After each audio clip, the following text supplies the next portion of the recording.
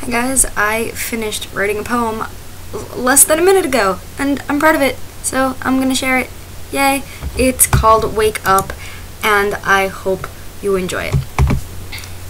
We were sitting around a table in math class, first period where all eyes drooped and coffee infiltrated our noses, and I was already etching graphite into paper because numbers greeted me happily on wordless mornings.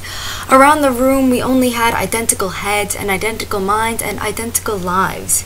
But not mine, because I only got 2 hours of sleep last night, and a smile was suppressed through groggy words.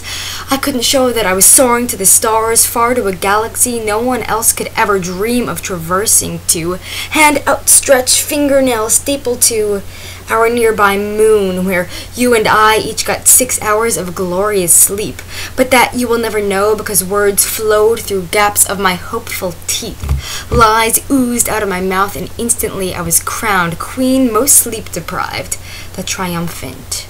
1 year later you entered my life, and I never stopped chuckling for a moment. You had raggedy blonde hair and lucid blue eyes and looked eerily similar to that girl in the mirror who had conversations with Horatio in her mind. Somebody send a paramedic! I was a brand new schizophrenic, and nobody else had ever dared experiment with talking to themselves. That would just be blasphemous.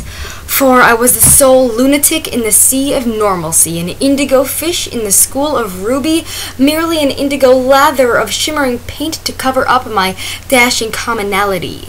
But we all know paint dissolves in water, and maybe my obsession was a chase to be more fucked up than anyone I encountered, because somewhere along the road I was told, or perhaps I told myself, that pain was trendy. Wake up, darling, a mental ward was not a vacation spot, and stop treating disease as divine, so just enter this gateway into glistening regularity named acceptance. And so I did. But I sat 1 week ago in a forgotten pile of embers, and they flickered no longer, simply sulking into the crevices of my carpet.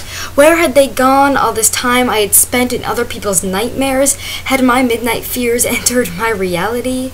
I had been an insomniac and a schizophrenic, but that was only just my own brand of makeup, and no one, not even myself, noticed that tiny red speck on my cheek, shouting and clawing for a dash of hope in this constructed universe.